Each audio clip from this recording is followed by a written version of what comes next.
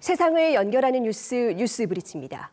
대화형 인공지능 챗 GPT가 우리 사회 곳곳에 지각 변동을 일으키고 있습니다. 최근에는 창작과 예술의 영역에까지 도전하고 있는데요. 국내에선 처음으로 챗 GPT를 활용한 소설집이 출간돼 화제를 모으고 있습니다. 이 출판 과정에 참여한 신조화 작가에게 뒷얘기를 들어봅니다. 어서 오세요. 안녕하십니까. 네, 이 챗 GPT와 7명의 작가가 협업을 해서 쓴 책이죠. 이 SF 단편집인 매니페스토가 화제를 모으고 있습니다. 이 책은 어떤 배경에서 나오게 된 겁니까? 네, 이 책은 사실은 이제 출판사에서 먼저 제안을 주셔서 이제 기획을 하신 걸로 알고 있는데, 현재 챗 GPT가 많은 화제를 이제 모으고 있으면서 문학계에도 여러 가지 이제 이슈들이 있는 걸로 알고 있습니다. 특히 이제 미국이나 이런 SF 잡지 같은 곳에서는 챗 GPT로 작성한 소설들이 투고가 지나치게 많이 되어서 어떤 잡지사는 이제 투고를 받지 않겠다라고 선언한 적도 있고, 저희 이제 출판사들 또 이제 챗 GPT를 어떻게 다룰 것이냐 이런 논의가 있는 가운데서 저희가 이제 그렇다면 먼저 출판사에서 한번 소설가들과 함께 협업을 하고 챗 GPT와 협업을 해보고, 그리고 그 과정을 한번 기록으로 남겨보고 또 작가들의 감상을 듣는 것이 의의가 있겠다라고 판단하셔서 이런 기획이 이루어졌고, 저도 좋은 생각이라고 생각해서 참여하게 되었습니다. 네, 이 표제작인 매니페스토가 이 작가님 작품인데요. 간단히 소개 좀 부탁드리겠습니다. 네, 매니페스토는 이제 초단편 소설입니다. 저희가 이제 초단편을 쓴 이유는 챗 GPT가 이제 생성할 수 있는 텍스트의 길이의 한계 때문인데요.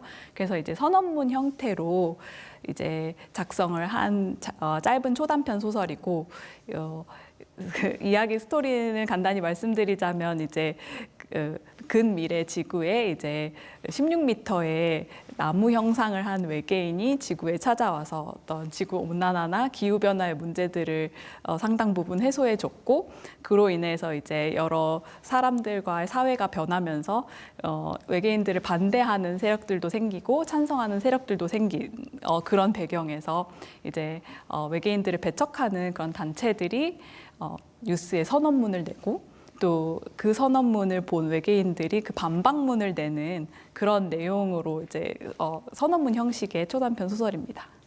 네, 구체적으로 어떻게 이 챗 GPT와 협업을 하신 건지도 궁금한데요. 과정을 네. 좀 설명해 주시겠습니까? 이미 많은 분들이 챗 GPT를 많이 사용해 보셔서 이제 사용법은 대부분 알고 계실 것 같은데, 이제 프롬프트라고 해서 저희가 지시문을 작성합니다. 지시문을 아까 제가 설명드린 것처럼 이러이러한 미래 소설을 SF 소설을 쓰고자 한다.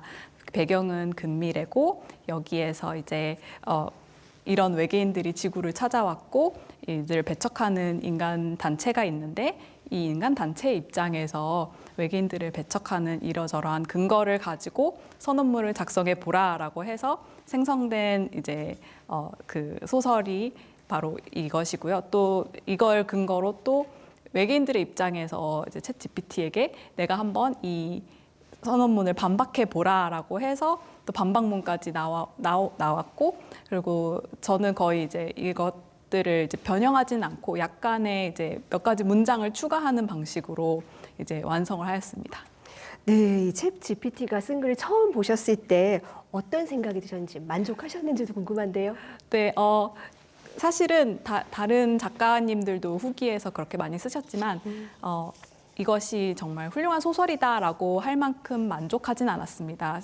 약간 실망했던 것이 사실이고요. 왜냐하면 그 챗 GPT가 정말 놀라운 기능을 가지고 있어서 인간의 말을 알아듣고 인간처럼 이해를 하고 인간이 원하는 답변을 주는 데는 정말 탁월한 능력을 보이지만, 아직은 소설에 있어서 이제 어떤 인간의 예술성이나 독창성 그리고 그 창의력이 많이 요구되는 분야에 있어서는 아직 독자들을 어떤 깊이 감동시킬 만한 아직 수준은 되지 않는다라는 게 이제 저의 공통된 의견이었고, 저도 마찬가지로 동의를 했는데, 사실은 이제 더 기술이 발전한다면 또 그렇게 감동을 주는 소설을 쓸 수 있지 않을까 하는 생각도 들었습니다. 네, 리서치는 훌륭했지만 어떤 독창적인 부분은 네, 부족했다. 맞습니다. 예.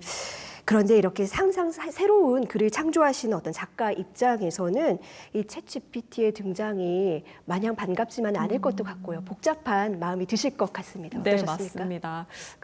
어떻게 보면 작가들이나 아니면은 기존 글을 쓰던 사람들이 이것은 기계가 할 수 없다라고 생각한 부분들을 굉장히 네. 쉽게 대체해 주니 두려움이 들고 약간은 이제 이것들을 어떻게 활용할 것인가의 생각이 고민이 든 것도 사실이고, 또 한편으로는 기술의 발전 속도가 워낙 빠르다 보니 정말로 인간의 고유의 영역이라고 믿었던 어떤 정말 창의성이나 예술성까지 훌쩍 뛰어넘을 수 있겠다라는 두려움도 있긴 합니다.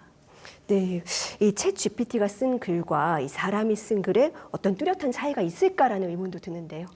맞습니다. 하지만 이게 사람이 쓰는 글이라는 것이 워낙 용태가 다양하고 네. 또 이제 역량이나 어떤 그런 수준이나 사용하는 곳들도 다양하기 때문에 일반화 시키기는 약간 어렵지만, 저 개인적으로는 이제 평균적으로 봤을 때는 사람보다 오히려 더 뛰어나다고 생각합니다. 다만 이제 그 능력들이 굉장히 어떤 것을 정리하고 정보를 찾아내는 데 있어서는 탁월하지만, 소설에 있어서는 아직 독자들이 이것이 정말 너무 재밌다, 아니면 너무 신선하다, 너무 새롭다라고 느끼기에는 아직 부족하지 않나 하는 그런 생각입니다. 예, 지금 전 세계적으로 특히 문화예술계에서도 아주 뜨거운 이슈 아니겠습니까? 이 챗 GPT가 나아가서 어떤 미술, 음악, 문학 등을 창조하기도 하는데 이거 예술로 인정할 수 있을 것이냐에 대한 논쟁이 치열합니다. 어떻게 보십니까? 네, 이것이 앞으로도 계속될 논쟁이라고 생각을 하고, 제 개인적으로는 결론을 먼저 말씀드리자면 아직까지는 예술성을 인정받기는 어렵다라고 생각합니다. 왜냐하면 저희가 예술이라고 했을 때는 어떤 작품의 완성도만을 얘기하는 것이 아니고, 인간 대 인간으로서 작가가 독자들에게 전해주는 메시지나 아니면 작가가 삶에서 경험한 것들을 전달해 줌으로써 이제 전파하는 감동이라는 것도 있고, 그런 요소들이 굉장히 예술성을 판단하는 데 있어서 크기 때문에 아직은 챗 GPT가 인간으로서의 삶을 우리가 산다고 판단하기 어렵기 때문에 예술성이 인정되기는 어렵다라고 생각하지만, 제가 봤을 때는 기술의 발전 속도나 아니면 정말 먼 미래에 정말 기계가 인간처럼 대접을 받거나 어떤 주체성을 가지게 되거나 아니면 저희가 그 주체성을 인정해 주게 되면 예술성이라는 것을 판단하는 기준 자체가 달라지기 때문에 기계가 만든 작품도 예술성이 있다라고 판단할 수 있는 날이 오지 않을까 싶습니다. 혹시 앞으로도 이렇게 챗 GPT를 활용해서 집필을 하실 계획이 있으실까요? 네, 그렇습니다. 왜냐하면 사실 작가가 하는 여러 일들 중에 하나가 어떻게 보면 정보를 찾고 리서치를 하는 부분이 상당히 큰데, 그런 부분에 있어서 탁월한 도움을 주고 또 정리를 잘 해주는 부분이 있어서 어떻게 보면 보조 작가님처럼 제가 잘 모실 생각이 있습니다. 네, 그렇습니다. 이 인공지능이 예술을 풍부하게 만드는 도구가 될지, 그 반대일지는 사실 논란이 참 분분한데요. 새로운 기술의 한계와 가능성을 찾는 과제는 계속 고민해 봐야 될 것 같습니다. 네, 맞습니다. 오늘 얘기 잘 들었습니다. 감사합니다.